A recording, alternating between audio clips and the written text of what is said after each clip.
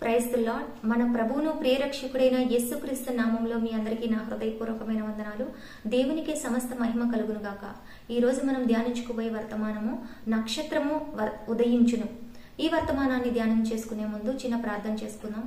ప్రేమాస్వరూపైన నా ప్రియ పరలోకపు తండ్రి, ఈ రోజు నీ వర్తమానాన్ని ధ్యానించుచుండగా దీనిలోని మర్మములను మాకు తెలియపరిచి ఈ నక్షత్రము ఉదయించుట అనేది ఎవరికి ఎలాగో బలపరచటానికి ఈ వాక్యమును నీవు ప్రభువా దయచేసి ఉన్నావో దాన్ని మేము గ్రహించి నీ నుంచి జ్ఞానమును పొందుకొని నీలో ఐక్యపరచబడుటకు నీ మహిమకు సాధనములుగా మమ్మల్ని వాడుకొనమని నజరేయుడైన యేసుక్రీస్తు అతి పరిశుద్ధమైన నామములో ప్రార్థించి అడిగి వేడుకొనుచున్నాము పరమ తండ్రి, ఆమేన్.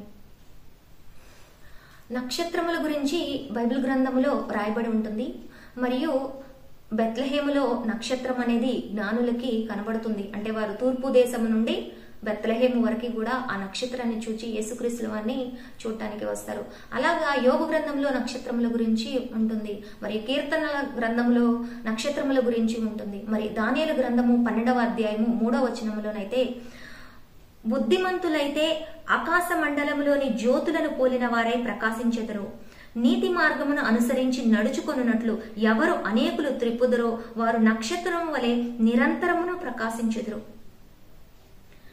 నీతి న్యాయములు అంటే దేవుని అనుసరించేవారు ఎవరైనా సరే వారు అందరూ నక్షత్రముల వలె ప్రకాశిస్తారని ఈ వాక్యంలో మనకి అర్థమైంది.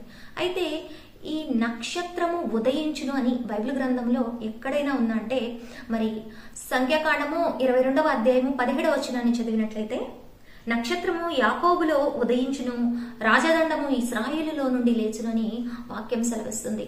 నక్షత్రము యాకోబులో నుంచి ఉదయించును అంటే ఈ నక్షత్రము యాకోబులో నుంచి ఉదయించును అనేదాన్ని మనం చదువుకుందాము. మరియు యేసుక్రీస్తుల వారు ఒక సూచనగా నక్షత్రం అనేది వెంబడించింది. అంటే ఈ నక్షత్రము అంటే దేవుని యొక్క మహిమను తెలియజేస్తూ ఉంది. దేవుడైన యెహోవా తన మాట చేత సూర్యుని, చంద్రుని, నక్షత్రములను ప్రతి ఒక్క నక్షత్రానికి వాటి యొక్క ప్రత్యేకమైన మహిమలను, దేని యొక్క మహిమ దానికి ఉండినట్లుగా ఆయన తన వాక్శక్తి చేత దాన్ని సృష్టించారు. అయితే ఇప్పుడు మరి మనిషికి దేవుడు తన మహిమని ఇచ్చాడైతే ఆదాము ఆ మహిమను కోల్పోయాడు. మనిషికి ఎలాంటి మహిమ దేవుడు ఇచ్చాడంటే ఆయన తన మహిమని ఇచ్చాడు. అంటే తన చేతులతో చేసుకొని తన మహిమను, తన ఊపిరిని, మనము దేవుని యొక్క ఊపిరి కలిగి ఉన్నాము. ప్రతి ఒక్కరము జీవించి ఉన్న ప్రతి ఒక్కరు కూడా ఆయన యొక్క ఊపిరిని మనం క్యారీ చేస్తున్నాము. కానీ నక్షత్రము యాకోబులో నుండి ఉదయించునని దేవుడు ఎందుకు వాగ్దానం చేశారు? మరి ఏసావు, యాకోబు ఇద్దరు అన్నదమ్ములుగా ఉన్నారు. మరి దేవుడు ఎందుకు యాకోబుని ప్రత్యేకపరిచాడు? నక్షత్రము యాకోబులో నుండి ఉదయించిందంటే యేసుక్రీస్తుల వారు యాకోబులో నుండి ఎందుకు వచ్చారు, ఏసావులో నుంచి ఎందుకు రాలేదు అని ఒక్కోసారి అనిపిస్తూ ఉంటుంది. కానీ మనము ఇది దేవుని నిర్ణయం. దేవుని నిర్ణయం ఏంటంటే ఆయన ఎవరినైతే మహిమపరచాలని అనుకుంటాడో, అంటే ఆయన పక్షపాతి కాదు. ఆయన మనం వారి యొక్క వ్యక్తిగత జీవితాన్ని, వాళ్ళు దేవునితో ఎలాగ సమాధానం కలిగి ఉన్నారు అనే దాన్ని మనం అధ్యయనం చేసినట్లయితే దేవుణ్ణి ఎవరైతే మహిమపరుస్తారో, దేవుని యొక్క మహిమ ప్రత్యక్షతను ఎవరైతే విశ్వసిస్తారో, ఆ విశ్వసించిన వారు ఎవరైతే ఉంటారో వారిని దేవుడు ఎన్నుకుంటాడు. అంటే దేవుడికి ఫ్యూచర్ తెలుసు, ఎవరు ఎలాగా ఉంటారో తెలుసు. కాబట్టి ఆయన ముందుగానే ఎన్నుకున్నాడు. అయితే మనం ఆది కాండములో చదివినట్లయితే ఆది కాండము 25వ అధ్యాయము 22, 23 వచనాలు చదువుకున్నాము. ఆ రిబ్కా యొక్క గర్భము, ఆమె గర్భములో శిశువులు ఒకనితోనొకడు పెనుగులాడిరి గనుక ఆమె ఇలాగైతే నేను బ్రతుకుట ఎందుకని అనుకుని ఈ విషయమై యెహోవాను అడుగ వెళ్ళెను. అప్పుడు యెహోవా ఆమెతో ఇట్లనెను, 2 జనములు నీ గర్భములో కలవు, 2 జనపదములు నీ కడుపులో నుండి ప్రత్యేకముగా వచ్చును. ఒక జనపదము కంటే ఒక జనపదము బలిష్టమై ఉండును, పెద్దవాడు చిన్నవానికి దాసుడగును అని. ఈ ప్రకృతి పరంగా చూసినట్టయితే ఏసావు పెద్దవాడు. ఏసావుకే తండ్రి నుంచి వచ్చే వారసత్వంలో ఎక్కువ భాగము పెద్ద కుమారుడికి ఇవ్వబడుతుంది. కానీ గర్భములో ఉన్నప్పుడే దేవుడు పెద్దవాడు చిన్నవానికి దాసుడగును అని చెప్తారు. మనము ఏసావుని, యాకోబుని మనం చూసినట్టయితే యాకోబు యొక్క గుణము సాధువు గుణము, ఏసావు యొక్క గుణము వేటగాడు. అయితే ఏశావుని ఇస్సాకు తండ్రి ఎంతగానో ప్రేమించాడు. ఎంత ప్రేమించాడంటే తన చిన్న కుమారుడు మీద ఎంత కఠినమైన పార్షియాలిటీ కలిగి ఉన్నాడంటే ఆశీర్వాదం మొత్తం పెద్ద కుమారుడికి 100% పెద్ద కుమారుడికి ఇవ్వాలి, కానీ 0% చిన్న కుమారుడికి. ఏ మాత్రం కనికరం లేని తండ్రి, అలాంటి తండ్రి. ఎందుకు మనం ఇక్కడ ఇస్సాకును తప్పు పట్టడానికి మనం మాట్లాడుకోవట్లేదు, కానీ తన హృదయం అయితే పెద్ద కుమారుని అంత పెనవేసుకుంది, కానీ చిన్న కుమారుని అంతగా ఒక్క ఆశీర్వాదం కూడా ఇవ్వడానికి లేకుండా దూరపరిచింది. కానీ దేవుడు చరిత్రలు మార్చివేసే దేవుడు. మరి యాకోబు చరిత్రని దేవుడు ఎందుకు అలాగా మార్చివేశాడంటే, మనం చూసినట్టయితే ఇస్సాకు, రిబ్కా ఇప్పుడు ఇలా గర్భంలో శిశువులు పెనుగులాడుకుంటుంటే దేవుని దగ్గరికి వెళ్ళింది. రిబ్కాకి గర్భం రాకుండా ఉంటే ఇస్సాకు ప్రార్థన చేస్తే రిబ్కా గర్భవతైంది. మరి ఏసావు మరి ఎందుకు తన యొక్క గుణం ఏంటంటే టెంపరీ హ్యాపీనెస్ వైపు తన మొగ్గు చూపే గుణం. తనకి అన్నీ కావాలి, అప్పటికప్పుడు తనకి క్షణాల్లో కావాలనే గుణము ఏసావుకు ఉన్నది. నాకు నచ్చింది నేను తినాలి. యాకోబు గురించి అయితే సాధువుగా ఉంటాడు, గుడారాల్లో నివసిస్తూ ఉంటాడు.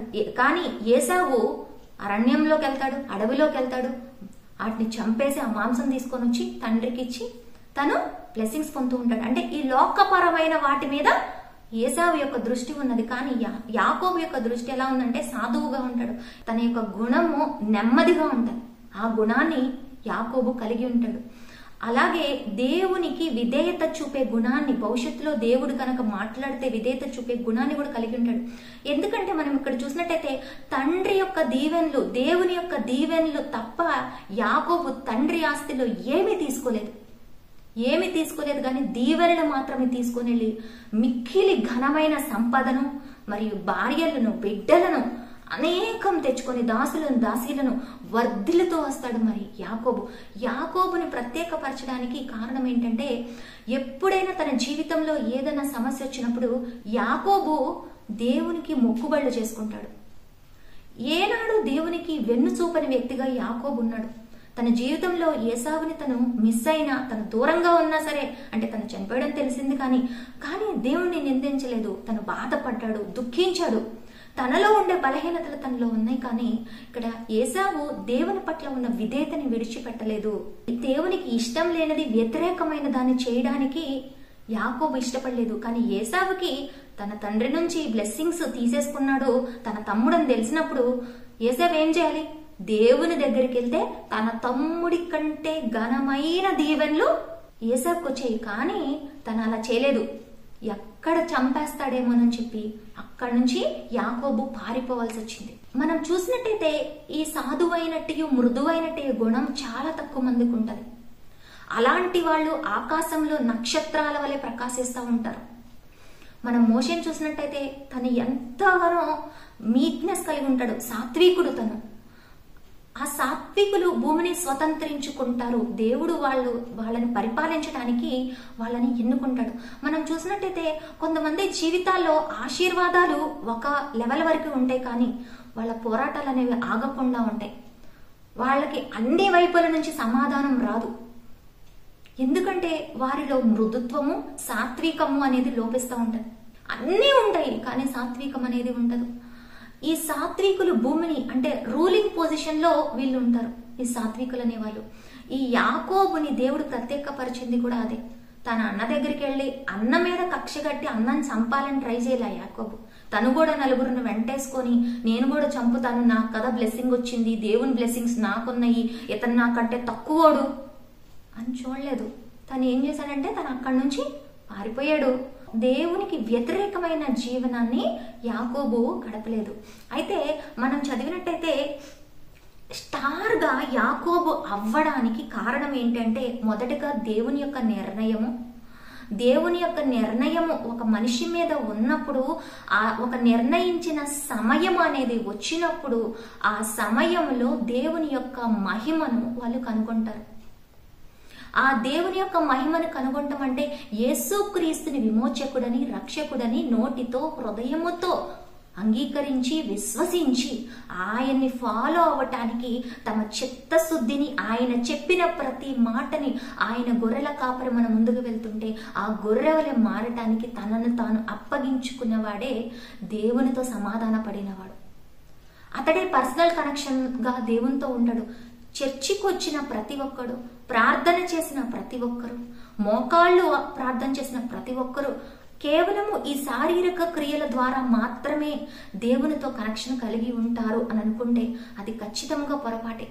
మన శరీరాన్ని ఉపయోగించాలి దేవుని మహిమ కొరకు, కానీ మన శరీరములోని ప్రతి అణువణువు దేవుని ధ్యానించాలి అంటే మన శరీరములో, మన మనసులో, మన ఆత్మలో ఉన్న కపటాన్ని దేవుని దగ్గర విడిచిపెట్టాలి. దేవుని వాక్యానికి విరుద్ధంగా ఉన్నది ఏదైనా సరే దాన్ని తుడిచిపెట్టుకోవడానికి ఇష్టపడాలి. మనం చూసినట్టయితే ఒక స్టార్ గా దేవుడు ప్రతి ఒక్కరిని పెట్టాలనుకుంటాడు. ఎందుకంటే యాకోబును ప్రత్యేకపరిచి యాకోబులో నుండి నక్షత్రము ఉదయించిన యేసుక్రీస్తుగా పుట్టి వాగ్దానం మనం పొందుకున్న తర్వాత ఆయన యెషయా గ్రంథము 60వ అధ్యాయం 1వ వచనం చదివినట్టయితే, నీకు వెలుగు వచ్చి ఉన్నది, లెమ్ము తేజరిల్లుము, యెహోవా మహిమ నీ మీద ఉదయించును, చూడుము భూమిని చీకటి కమ్ముచున్నది, కటిక చీకటి జనములను కమ్ముచున్నది, యెహోవా నీ మీద ఉదయించుచున్నాడు, ఆయన మహిమ నీ మీద కనబడుచున్నది. తన నామమందు విశ్వాసముంచు వారికి దేవుని పిల్లలగుటకు అధికారం అనుగ్రహింపబడి ఉన్నదని చెప్తారు. దేవుని పిల్లలవ్వడానికి అధికారం ఇవ్వడం అంటే ఆయన నామమందు విశ్వాసం ఉంచితే చాలు, ఆయన ఉన్నాడని నమ్మితే చాలు. ఆయన ఉన్నాడని ప్రార్థన చేసేటప్పుడు నమ్మి, ఆయన ఉన్నాడని దేవుడు నిన్ను అప్లిఫ్ట్ చేయడానికి నమ్మి, ఆయనకి ఇష్టం లేని పని చేసేటప్పుడు దేవుడు ఉన్నాడని నమ్మకపోవడం అంటే దేవుడికి ఇష్టం లేకుండా ఆయన మీద తిరుగుబాటు చేయడం, అవన్నీ విశ్వాసములోని పరిపూర్ణతకి ఉపయోగించబడింది కాదు. విశ్వాసంలోని పరిపూర్ణత అనేది పొందుకోవాలి. అందుకే దేవుడు ఉపవాసం చేయమని చెప్తూ ఉంటారు, అన్ని జాముల యందు ప్రార్థించమని ఉంటారు, ఆత్మలో మెలకు కలిగి ఉండండి, శోధల నుంచి తప్పించబడమని దేవుడు ఉపదేశిస్తుంటారు. తన పిల్లలు పడిపోకుండా ఆయన ఆశ్రయదుర్గంగా ఉంటారు. ఇప్పుడు మనం దేవుని యొక్క కృపను విశ్వసిస్తూ ఉన్నప్పుడు, దేవుని ప్రేమను పొందుకుంటున్నప్పుడు, ఈ లోకపరంగా మనం ఒకరి నుంచి ఒక ప్రేమ పొందుకున్నప్పుడు వారికి ఏదో ఒకటి ఇవ్వాలని, మన ప్రేమను చూపించాలని మనం ప్రయత్నం చేస్తాం ఎదుటివారు మనల్ని ప్రేమించినప్పుడు. కానీ దేవుడు మనని ఇంతగా ప్రేమిస్తున్నాడని తెలిసినప్పుడు ఆయనని మన నుంచి ప్రేమ గుర్తులు మనం తెలియడానికి మనం చేసే చిన్న చిన్న ప్రయత్నాల ద్వారా దేవుడు ఎంతగానో ఆనందిస్తున్నాడు. అంత చిన్న ప్రయత్నం చేస్తే చాలు, దేవుడు గొప్ప అభిషేకము, గొప్ప విజయాన్ని ఇస్తాడు. కేవలం యుద్ధం జరిగించేది ఆయన, జయమును నీకు అనుగ్రహిస్తాడు. ఆయన పరిశుద్ధాత్మ శక్తిలోని మర్మమును నీవు తెలుసుకున్నట్టయితే దేవుని ఆత్మ నుంచి నీవు వేరుపరచబడటానికి ప్రతి క్షణము కూడా విడిచిపెట్టవు. దావీదుకున్న టాలెంట్ ఏంటంటే, దావీదు ఏ రంగంలో స్టార్ అంటే ఆయన సితారా వాయించడంలో స్టార్. ఆయన ఎంత స్టార్ అంటే ఆ దేశం మొత్తం మీద ఉన్న వాళ్ళందరినీ వెతికితే దావీదు సితారా వాయిస్తే ఈవిల్స్ అంటే దురాత్మలు పారిపోతాయి. అంత గొప్పగా ఎంతగా దేవుణ్ణి తనలో ఇమర్చుకున్నాడు. ఆయన ఆత్మని ఒక్కసారిగా దిగిపోయేలాగా దావీదు యొక్క హృదయం ఉన్నది. అలాగే మరి ఎవరు సంసోనుకి దేవుడు ఎంత గొప్ప శక్తి ఇచ్చాడు. ఒక సింహాన్ని చేతితో చీల్చేసేంత శక్తి ఇచ్చాడు. ఎందులో స్టార్ సింహం అంటే తన బలంలో, ఖండబలంలో సంసోను స్టారు, మ్యూజిక్ లో దావీదు స్టారు, మరి దానియేలు రాజ్యపాలన చేయడంలో, అడ్మినిస్ట్రేషన్ చేయడంలో దానియేలు నెంబర్ 1. వీరందరూ ఒక స్టార్ ఆకాశంలో ఎంతగా టాప్ నోస్ పొజిషన్ లో ఉంటుందో అంత టాప్ నోస్ పొజిషన్ లో అందరి ముందు ఉన్నారు. కానీ వారు అంతకు ముందు ఉన్న జీవితంలో కూడా వారు ఈ విద్యని వారికి తెలియకుండా అభ్యసిస్తూ ఉన్నప్పుడు కూడా వారు దేవుని పట్ల విధేయతగా దేవుణ్ణి పట్టుకొని ఉన్నారు, దేవుని యొక్క ఆజ్ఞల్ని హత్తుకొని ఉన్నారు. కనుక ఏం జరిగింది?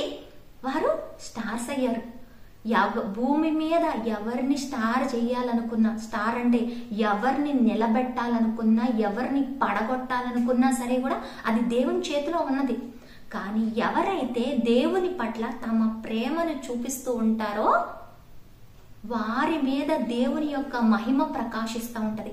అందుకే చెప్తా ఉంటారు వాక్యంలో, యోహాను సువార్త 1వ అధ్యాయము 12-13 వచనాన్ని చదువుకున్నట్లయితే, తన్ను ఎందరు అంగీకరించిరో వారికందరికి, అనగా తన నామమునందు విశ్వాసం ఉంచిన వారికి దేవుని పిల్లలగుటకు ఆయన అధికారము అనుగ్రహించును.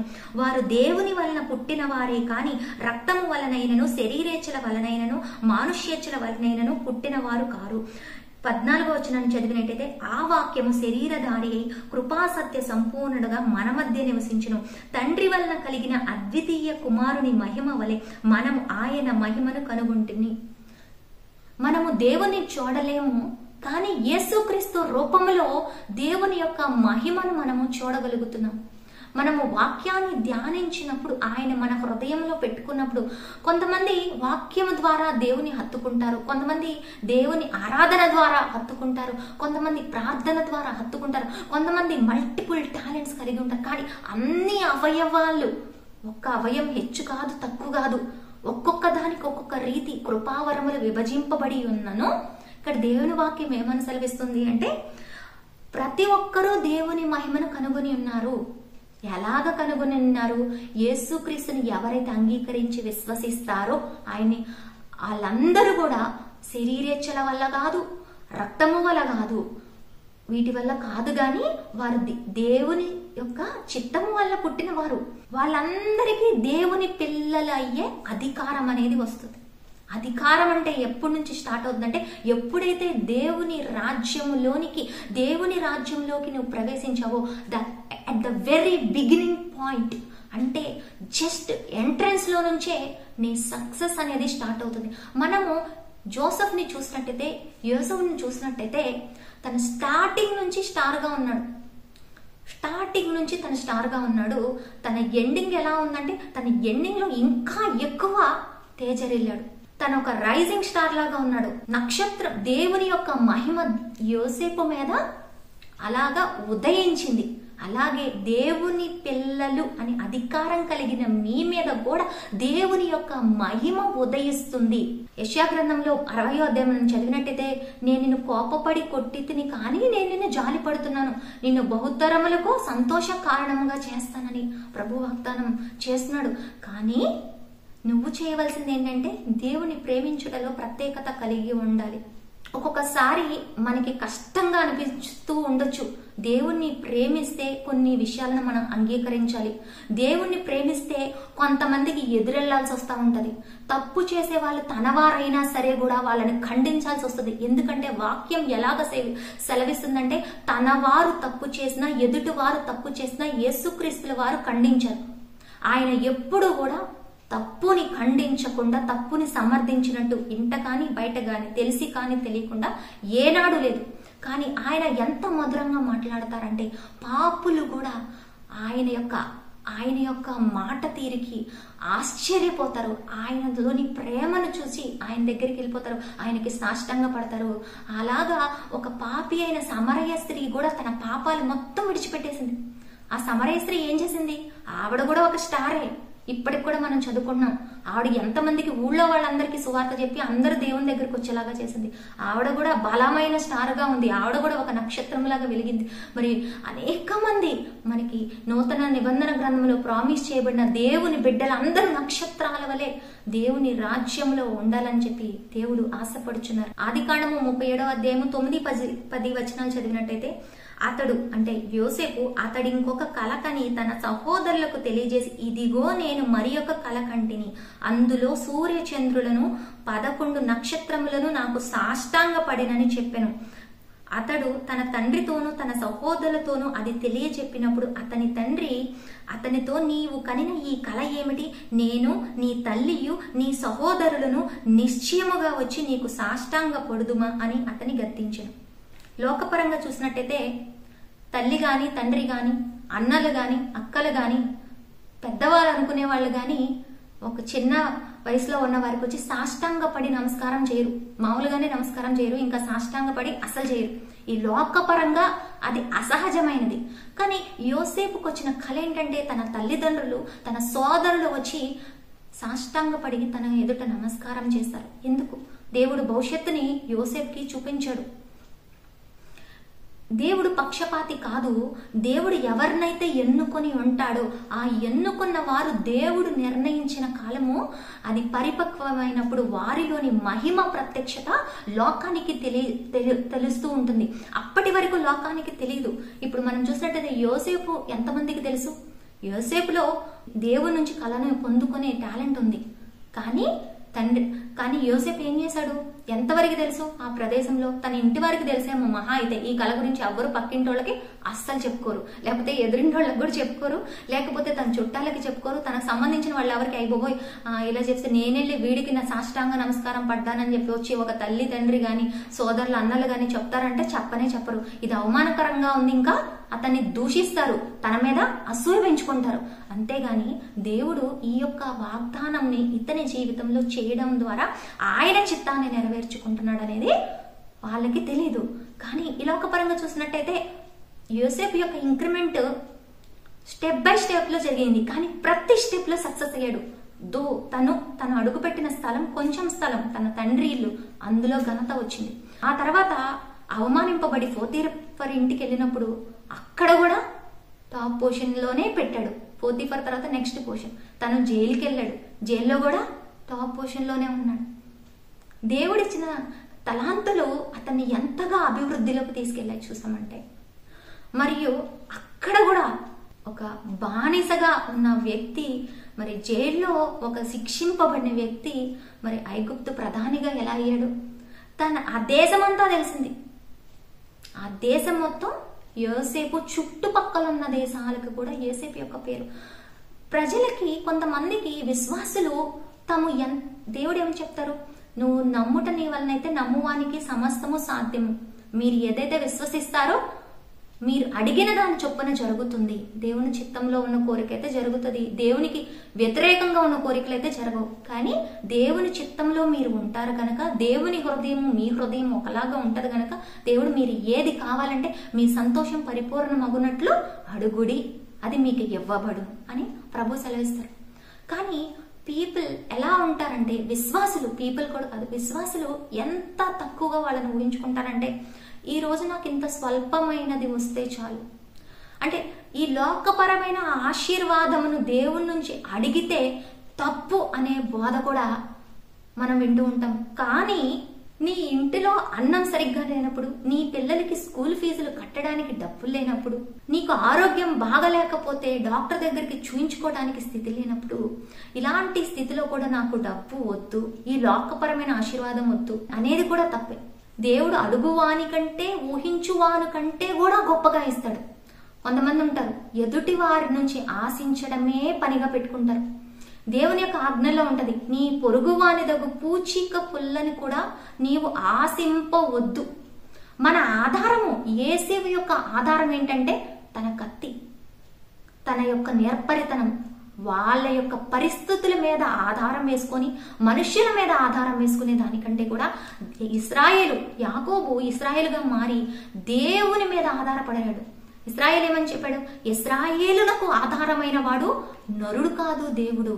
ఈ రోజు మనం చూసినట్టయితే నక్షత్రం ఎందుకు ఉదయించట్లేదు విశ్వాసుల కంటే? విశ్వాసులు దేవునితో చేసుకున్న నిబంధన అంటే మీరేదో ప్రమాణం చేస్తున్నారని కాదు, గాని యేసుక్రీస్తు పట్ల ఉన్న విశ్వాసాన్ని, నా ఆజ్ఞల్లో విశ్వసించువాడే, నా ఆజ్ఞల ప్రకారం నడుచువాడే నా వాడు. నా తల్లి అయినా నా సహోదరి అయినా ఎవరైనా వీళ్లే నా వాళ్ళని ఎందుకు అంటారంటే, ఆయన తల్లిని తీసివేసినట్టు కాదు, సహోదరులను తీసివేసినట్టు కాదు, కానీ ఆయన చెప్పాలనుకున్న ముఖ్య ఉద్దేశం ఏమిటి అంటే, ఆ దేవుని యొక్క ఆజ్ఞల్లో నడుచువారు పరలోకమందు నాకు సహోదరులుగా ఉంటారు అని చెప్పి యేసయ్య చెప్పారు. అలాగే ఆయన యందు విశ్వాసం ఉంచు వాడు ఎన్నటికీ సిగ్గుపడ్డంటే అది మన నిరీక్షణ గురించి మాత్రమేనా? మన నిరీక్షణ అంటే హైయెస్ట్ లెవెల్. ఇంకా మనం నిత్య జీవంలోకి ఎంటర్ అవుతాం. ఈ లోకపరంగా శ్రమలు కలిగిన మీలో ఉన్నవాడు లోకములో ఉన్నవాడి కంటే గొప్పవాడు కనుక మీరు లోకమును జయించుదురని సెలవిచ్చారు యేసయ్య. అదే యేసయ్య నా శిష్యుడు నాకంటే గొప్ప కార్యాలు చేస్తాడని యేసయ్య సెలవిచ్చారు.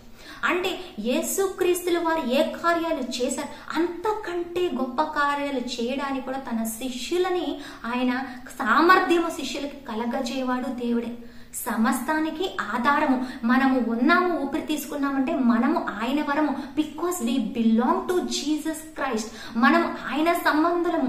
ఎప్పుడైతే మనము ఆయన సంబంధులము అని మనము ఎరగకుండా ఉంటామో అన్ని రోజులు మనము శోధనలో నడిపించబడుతూ ఉంటాం. ఎందుకంటే మనము ముఖదర్శనం ఆయన చేయకుండా ఉంటే, ఆయన కృప వల్ల మనము కాపాడుకున్నను మనం ఏం జరుగుతుందంటే సాతాను మనల్ని శోధించటానికి మనమే అవకాశం ఇస్తూ ఉంటాం. నక్షత్రము ఉదయించట్లేదండి. నక్షత్రం అంటే నెంబర్ 1 పొజిషన్లో ఉండాలి కదా. ఈ రోజు నేను నెంబర్ 1 పొజిషన్లో ఎందుకు లేను? ఇప్పుడు కాకపోయినా భవిష్యత్తులో అయినా ఉంటాను, కానీ నేను ఇంక ఇంతే అని ఇప్పటికిప్పుడు ఇలా ఉండిపోతూ ఉండంటే దేవుని యొక్క పంట విస్తారంగా ఉంది, విస్తారమైన పని ఉన్నది. దేవుని రాజ్యంలో పని చేయడానికి ఒక్కొక్క విశ్వాసి, ఒక్కొక్క సేవకుడు కావాల్సిన ఆవశ్యకత ఎంతైనా ఉన్నది. మన జీవితాల్లో మనం సాతానికి చోటు ఇచ్చి ఎంతగానో నష్టపోయిన రోజులు చాలింకా. మన జీవితంలో ఒకరి మీద ఒకరు అసూయ పెట్టుకొని ఒకళ్ళని ఒకళ్ళు హింసించుకున్న జీవితాలు చాలింకా. ఒకరిని ఒకరు మాటలతో తిప్పికొట్టుకున్న జీవితాలు చాలింకా. దేవుని రాజ్యానికి విరుద్ధంగా ఏదైతే ఉందో దాన్ని విడిచిపెట్టాలి. మన జీవితం ముందుకు వెళ్ళాలి అంటే, దేవునితో సమాధాన పడాలి అంటే దేవుడు టెస్ట్ చేస్తాడు. దేవుడు టెస్ట్ చేస్తాడు కదా, దేవుడు టెస్ట్కి అప్పగిస్తాడు. ఆ శోధనలో గుండా వెళ్ళినప్పుడు కూడా మనము అగ్నిలో పడి కాల్చవేయబడినట్టు బంగారం శుద్ధ సువర్ణం అయిపోయినట్టు మనలో ఉన్న మకిలి చెడు అంతా మారిపోయి పరిశుద్ధమైన బంగారముగా మనం మార్చబడతాం. ఇక్కడ యోసేపుకి అలాగా ఎందుకు తల్లిదండ్రులు సోదరులు నమస్కారం చేశారంటే, యోసేపు యొక్క మహిమ అనేది ఎంత ఉన్నతంగా ఉంటదో అని సింబాలిక్ గా దేవుడు తెలియజేయడానికి కళ ద్వారా యోసేపుకి ముందుగానే సమాచారం అందించాడు. నీ యొక్క ఫ్యూచర్ ఇది. దేవుడు మాట్లాడే దేవుడు, నడిపించే దేవుడు.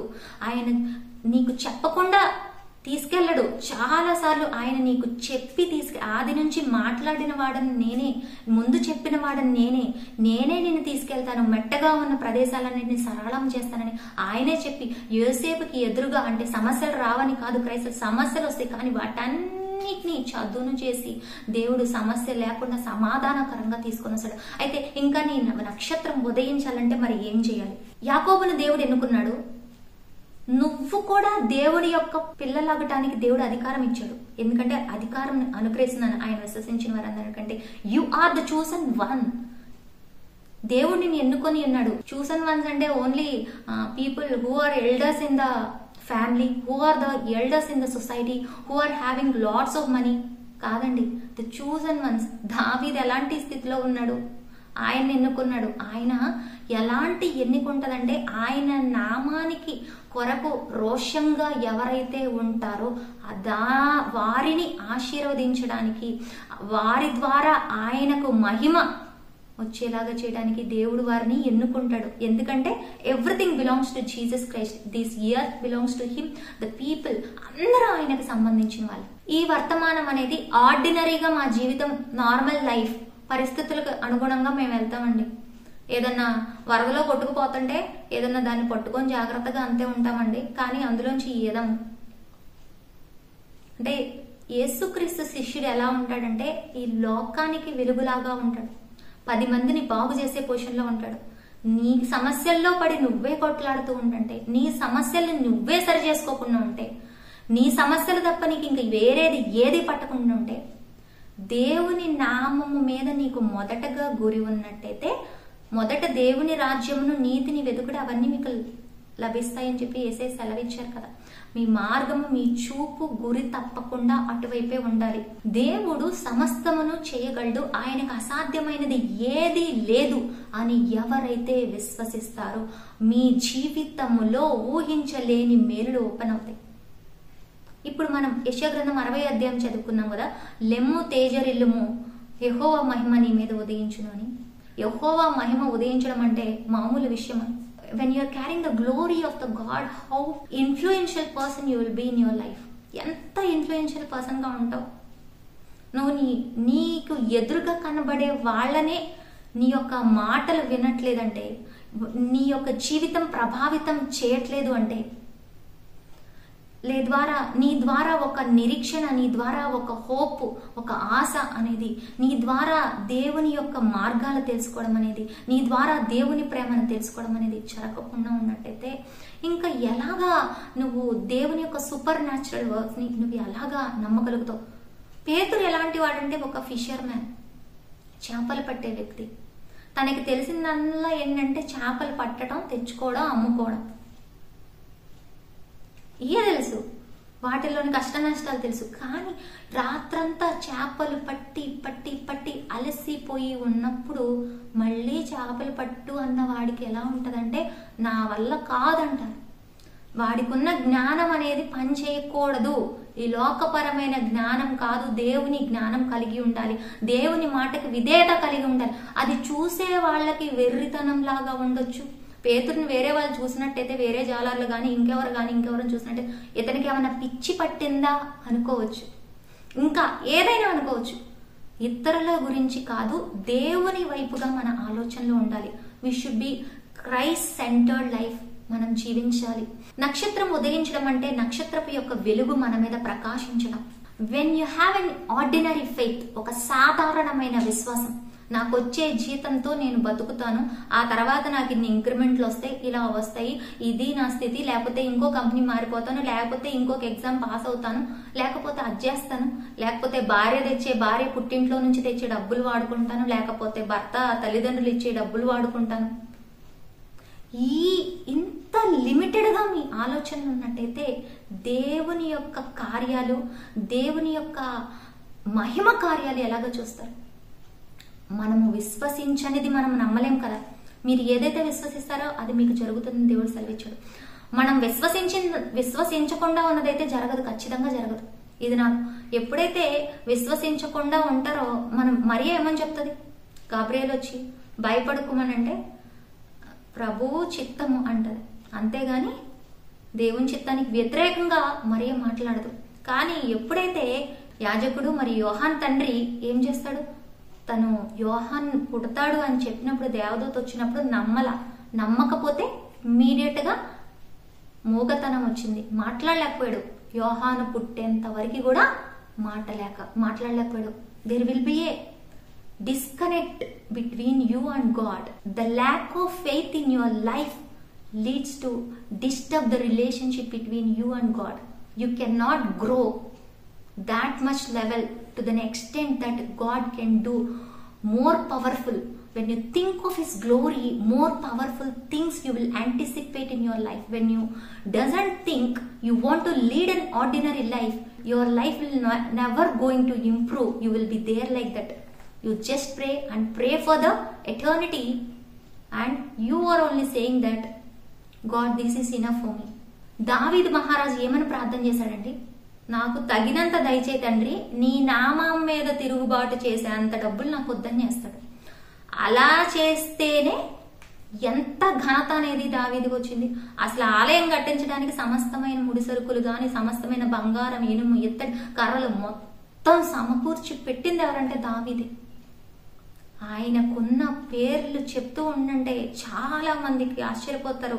ఎందుకంటే ఆయన యుద్ధశూరుడుగా ఉంటాడు, సితారా వాయిస్తూ ఉంటాడు, ఆరాధకుడు, దేవుని హృదయం కలిగిన వాడు, the man of God's own heart. దేవుని హృదయం అతని హృదయం ఒకలాగా ఉంటదంట. So beautiful heart he's. దేవుని యొక్క సూపర్ న్యాచురల్ ఎబిలిటీని బిలీవ్ చేయడం. Jesus Christ is all about supernatural ability, supernatural power. His grace is so supernatural. Supernatural ని అనగా supernatural in the sense ఈ లోకపరమైనది కాదు, మనుషులు ఊహించేది కాదు. నీ యొక్క సమాధానమును, సంతోషమును ఎవరును నీ యొద్ద నుండి తీసివేయకుండా దేవుడు తన సమాధానాన్ని నీ మీద కుమ్మరిస్తాడు. దేవునికి విధేయత చూపిన వారందరికీ నక్షత్రము ఉదయిస్తుంది.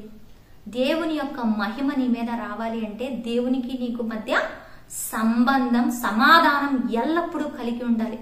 ఆయన పట్ల అత్యాసక్తి, ఆయన్ని ప్రేమించే ఆసక్తి, ఆయన మార్గాలను వెతికే ఆసక్తి, ఆయన గురించి తెలుసుకునే ఆసక్తి కలిగి ఉండాలి. దేవుడు అంటే దూరంగా ఉండేవాడు కాదు, అక్షర రూపంగా వాక్యంలో అక్షర రూపంగా టెక్స్ట్ కనిపించేది కాదండి. మన హృదయంలో వచ్చిన మార్పు, దేవుడు ఉన్నాడని మనం నమ్మాలి, ఆయన కార్యములు చేస్తున్నాడని మనం నమ్మాలి. ఆయన ఆత్మశక్తిని నీ మీద కుమ్మరించినప్పుడు ఆత్మశక్తి కావాలని, నీకు కృపావరాలు కావాలని ఆయన బైబిల్ గ్రంథంలో ఏవేవి అయితే చెప్పాడు ప్రతి ఒక్కటిని సంశయము లేకుండా నమ్మాలి. ఎక్కడైతే సంశయిస్తావు ఆ ఏరియాలో నువ్వు బ్లాక్ అయిపోతావు. ఆ ఏరియాలో నీకు ఆశీర్వాదం అనేది లిమిటెడ్ అయిపోతుంది. Because you did not believe the God in that area. దేవుని యొక్క మహిమ నీ మీద ఈరోజు ఉదయించాలి. దేవుని యొక్క పిల్లలకి ఆ యొక్క మహిమ ఇవ్వడానికి దేవుడు ఇష్టపడతా ఉన్నాడు. దేవుడు తన మహిమను తన బిడ్డలకి ఇవ్వడానికి ఆయన ఎప్పుడు ఆశపడతా ఉంటాడు. ఆయన మహిమ కార్యాలు జరగాలంటే నీవు దేవుని కొరకు వాడబడాలి. ఆయన యొక్క పాత్రగా నీవు వాడబడాలి. ఆయన మహిమ కిరీటాలు మనిషికి ఇచ్చాడు. ఆ మహిమను ఆదాము కోల్పోయాడు, కానీ ఆ మహిమ యేసుక్రీస్తు ద్వారా ఆయనకి ఇచ్చినప్పుడు ఆయన నిత్య జీవము మనకు ప్రసాదిస్తాడు. నిత్య జీవముతో పాటు తన బిడ్డలకి ఏది అవసరము, ఏది తక్కువ చేయకుండా సమస్తమును సమకూర్చువాడు దేవుడే. 2వ రాజుల గ్రంథం 2వ అధ్యాయం 8వ వచనాన్ని చదివినట్టయితే ఆయన మహిమను ఏలియా ధరించాడు.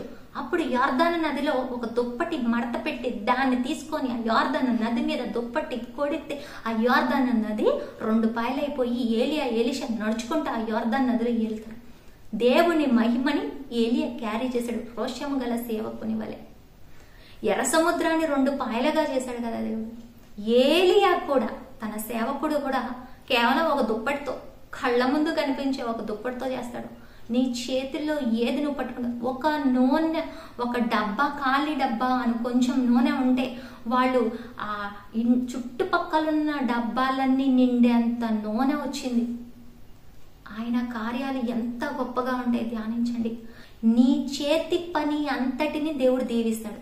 నీ యొక్క స్కిల్, నీ యొక్క టాలెంట్, నీ యొక్క ఆస్తి, నీ యొక్క కానుక, నీ యొక్క ఇల్లు, నీ రిలేషన్షిప్స్, నీకు సంబంధించిన సమస్తం, నీ ఆఫీస్లో నీకున్న పదవి, నీ బిజినెస్, సొసైటీలో నీకున్న సమస్తం, నువ్వు అధికారంలో ఉంటే అధికారిగా సమస్తము దేవునికి మహిమకరంగా ఉంటే అది నీకు దీవెనకరంగా ఉంటుంది, అది నీకు క్షేమకరంగా ఉంటుంది, నీ తరతరాలకి శోభాతిశయంగా ఉంటుంది.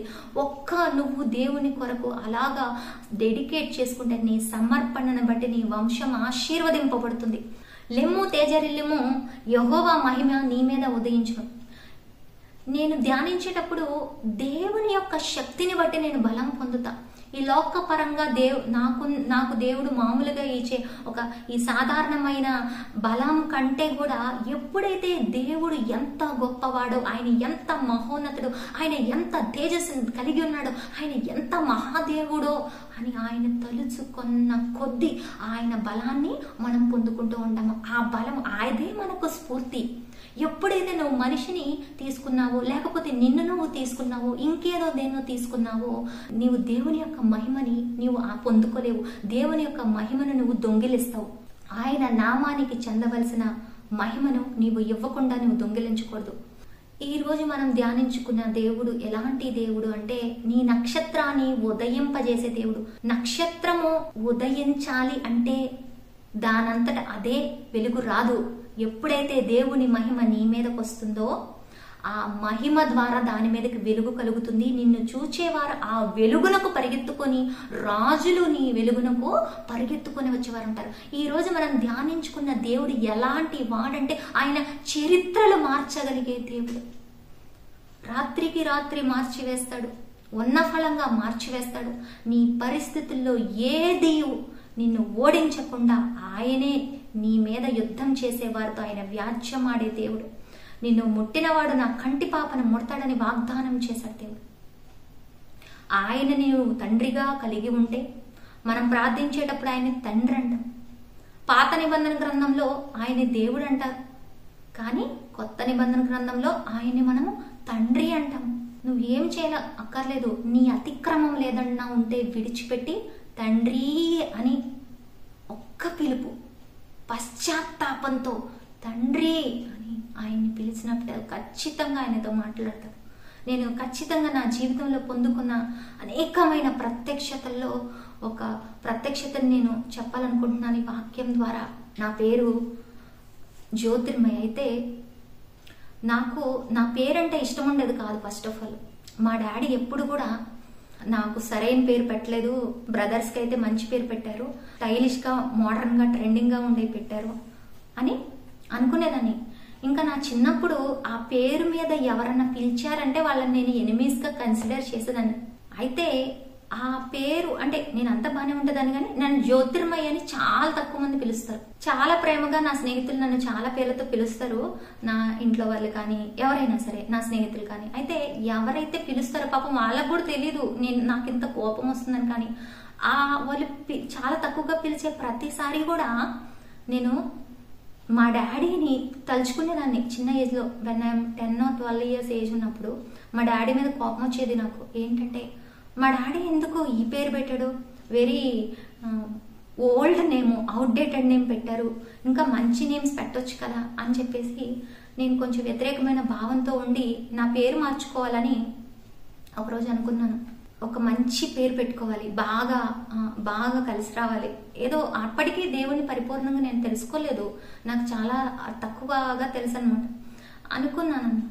అనుకొని ఇంకా పేర్లు ఎత్తుక్కోవడం మొదలు పెట్టాను. ఏమని వెతుక్కునేదాన్ని, ఈ పలానా పేరుతో అయితే బాగుంటది కదా, వీళ్ళు సక్సెస్ఫుల్ గా ఉన్నారు కదా, అలా వెతుక్కున్నప్పుడు ఒక పేరు అయితే సెలెక్ట్ చేసుకున్నాను. ఇంకా అది ఫైనల్ గా ఫిక్స్ చేసుకొని నా అఫీషియల్ రికార్డ్స్ లో కూడా నేను ఆ పేరు మార్పిద్దామని అనుకున్నాను. నాకు దేవునికి ఉన్న సంబంధము ఏంటంటే ఆయన నన్ను జ్యోతి అని పిలుస్తారు. యాక్చువల్ గా దేవుడు నన్ను పిలిచినప్పుడు జ్యోతి అని ఒక వాయిస్ వినిపిస్తుంది. అది ఎప్పుడో జరిగేది, అంటే రెగ్యులర్ గా కాదు. అంటే నేనేమి పరిపూర్ణంగా దేవునితో ఉండి ప్రతిరోజు బైబిల్ చదివి ప్రతి వారం చర్చికి వెళ్ళి కూడా ఉండున్నాను ఆ టైంలో. కానీ ఒక్కొక్క స్టెప్గా దేవుని దగ్గరికి వచ్చినప్పుడు ఒకరోజు చాలా బలంగా దేవుని విశ్వసించి ఇంకా దేవుడు తప్ప ఇంకా నాకు ఇంకేది వద్దు అని బలంగా ఆయన కొరకు నిలబడ్డాను. అయితే ఈ నిర్ణయం తీసుకోక ముందు నా పేరు మార్చుకోవాలని నేను అనుకున్నాను. అప్పుడు యేసయ్య ఆ జ్యోతి అని పిలిచే దేవుడు ఆ రోజు నాతో జ్యోతిర్మయి అని ఆయన నన్ను పిలిచారు. నేను అప్పుడే అనుకున్నాను, ఎప్పుడు జ్యోతి అని మనసులో అనుకుంటున్నాను, ఎప్పుడు జ్యోతి అని పిలుస్తారు కదా, ఇప్పుడేంటి జ్యోతిర్మయి అని పిలిచారు నన్ను అని అనుకున్నప్పుడు దేవుడు నాతో మాట్లాడుతున్నారు. జ్యోతిర్మయి అని పిలిచి మళ్ళీ జ్యోతి అన్నారు సెకండ్ లైన్. బైబిల్ గ్రంథంలో జ్యోతి అనే పేరు మొదటి పేజీలో ఎన్నిసార్లు ఉంటది అని నన్ను క్వశ్చన్ చేశారు. ఆ తర్వాత ఆయన నాతో మాట్లాడింది ఏంటంటే, జ్యోతిర్మయుడు అనేది నా పేరు, నీవు దాన్ని మార్చుకోవడానికి వీల్లేదు అని చెప్పారు. ఖచ్చితంగా ఈ మాటలు నాతో మాట్లాడారు. అది మాట్లాడినప్పుడు అంటే నేను నాకు అంత జ్ఞానం లేదు, నాకు దేవుళ్ళు నడిపించే వాళ్ళు ఎవరు లేరు. ఎందుకంటే మా ఫ్యామిలీ అనేది కంప్లీట్ గా దేవుణ్ణి నమ్ముకోలేదు. సో మా ఫ్యామిలీలో ఫస్ట్ దేవుణ్ణి నమ్ముకుంది నేనే. సో ఇంకా నేను అనుకునేదాన్ని, నాకెవరు గైడెన్స్ ఇచ్చేవాళ్ళు లేదు. చర్చికి వెళ్ళి వస్తూ ఉంటాను అంతే, అంతకంటే పెద్దగా నాకేం తెలియదు. చర్చిలో వాళ్ళతో కూడా ఎక్కువ మాట్లాడను, వెళ్ళి రావడం వరకే తెలుసు. సో దేవుని ప్రత్యక్షత కానీ డిస్కస్ చేయడానికి కానీ ఏం తెలియదు. కానీ ఇలా దేవుడు నాకు కోపం వస్తుందని, ఇది దేవుడే పేరు, మా నాన్నగారి ద్వారా మా నాన్నగారి చేత ఇది పెట్టించింది, ఆ ఆలోచన కలగజేసిన దేవుడే అని ఇవన్నీ నాకు తెలీదు. కానీ ఎప్పుడైతే దేవుడు ఇలాగ చెప్పారో నేను చాలా ఆశ్చర్యపోయాను. ఏంటి ఆయన పెట్టుకున్న పేరు ప్లస్ ఆయన పేరు నువ్వు మార్చుకోవడానికి వీల్లేదని అన్నారా అనుకుని నేను ఇంకా దాన్ని ఇంకా వదిలేశానండి. ఇంకా ఆ పేరు జ్యోతిర్మయి అని నా పేరు పెట్టుకున్నాను. అప్పటి నుంచి నేను ఆ పేరు ఎవరు నన్ను పిలిచినా సరే నేను సంతోషంగా, దేవుడు పెట్టిన పేరు కాబట్టి దాన్ని ఇంకా ప్రేమించడం మొదలు పెట్టాను. ఈ చిన్న సాక్ష్యం అన్నమాట. అయితే దేవుని ప్రత్యక్షతలు అనేవి ఖచ్చితంగా ఉన్నాయి విశ్వాసికి. ఒక నామకార్థ కుటుంబంలో దేవుడు క్రిస్మస్కే మేము వెళ్తాం. యాక్చువల్గా మా చిన్నప్పుడు గుర్తున్నట్టయితే ఒక్కొక్కసారి అయితే క్రిస్మస్ కి కూడా తీసుకెళ్లారు మా ఇంట్లో వాళ్ళు. నా 10 సంవత్సరాల వయసులో ఉన్నప్పుడే ఒకరి ద్వారా నాకు she is the chosen one అని వాళ్ళు ప్రాఫెసీ చెప్పారు. అది చెప్పినప్పుడు నేను చాలా భయపడిపోయి అక్కడి నుంచి వెళ్ళిపోయాను. అసలు వాళ్ళు ఏం చెప్పారో కూడా నేను ఇప్పటికీ నాకు తెలియదు, నేను అడగలేదు. ఎందుకంటే I'm very new to that, నాకు అసలు వాటి గురించి ఏమీ తెలియదు. కానీ అంచెలంచెలుగా నాకు తెలియకుండానే దేవుని పట్ల ఆకర్షణను నేను పొందుకున్నాను. ఈ మహిమ ప్రత్యక్షత గురించి నేను ఎందుకు చెప్తున్నాను అనంటే, దేవుని ప్రత్యక్షతను నేను పొందుకున్నాను, నేను అనుభవించాను. నాకంటే గొప్ప ప్రత్యక్షతలు పొందుకున్న వారు అనేక మంది ఉన్నారు. కానీ నా ద్వారా కూడా ఎటువంటి నామకార్థ కుటుంబం నుంచి వచ్చిన నన్ను కూడా పట్టుకొని ఆయన నన్ను విడిచిపెట్టకుండా తన వాక్యం ప్రకటించమని ఆయన నన్ను బలపరుస్తున్నాడు. నిజంగా ఆయన యొక్క గొప్ప శక్తిని బట్టి నా జీవితంలో ఎన్ని కార్యాలు నేను దేవుని ద్వారా పొందుకున్నానంటే, నేను ఒక చిన్న బుక్ రాయొచ్చు, యాక్చువల్గా ఒక స్మాల్ బుక్ రాయొచ్చు. అంత ప్రత్యక్షతలు నాకున్న ఈ ఏజ్కి దేవుడు ఇచ్చారు. ఇది నాకు మాత్రమే సాధ్యమా అంటే కాదు, అందరికీ సాధ్యమే. కానీ ఎవరైతే దేవుణ్ణి ప్రేమిస్తారో, ఆయనకి తన హృదయాన్ని అప్పగిస్తారో. ఒక్కొక్కసారి నాకు ఈ పని దేవుడికి ఇష్టం లేదు అంటే, అది నాకు నొప్పి కలిగించేది అయినా సరే కూడా దేవుడు చెప్పాడు అంటే నాలోనే దేవుడికి ఇష్టం లేనిది ఉన్నది అని ఆ యొక్క పనిని నేను పక్కన పెట్టేసేదాన్ని. అది ఒక్క రోజులా జరిగిన మార్పు కాదు. అంటే చర్చికి వెళ్ళింది ఇది జరిగిందని కాదు. దేవునితో సహవాసం చేసే కొద్దీ, ఆయన ఆరాధించే కొద్దీ ఆయన మహిమను మనం పొందుకుంటాం. ఒక్క పాపి నశించడం కూడా దేవునికి ఇష్టం లేదు. కనుక ప్రియ దేవుని బిడ్డలారా, యెహోవా యొక్క మహిమ మీ మీద ఉదయించాలని ఈ వర్తమానం ద్వారా దేవుడు మీకు తెలియజేస్తున్నాడు. దేవుడు మిమ్మల్ని బాగా దీవించును గాక. చిన్న ప్రార్థన చేసుకుందాము, ఏకీభవించండి. మహిమా స్వరూపి అయిన నా ప్రియ పరలోకపు తండ్రి, నీవు మాకు బయలుపరిచిన వాక్యాన్ని బట్టి నీకు వందనాలు, స్తుతులు చెల్లించుకుంటున్నాను. నీ గొప్ప కృపకే వందనాలు. ఇక్కడ అందరూ నక్షత్రముల వలె ఉన్నారు, కానీ వారు ఉదయించుటకు సమయం ఆసన్నమైంది.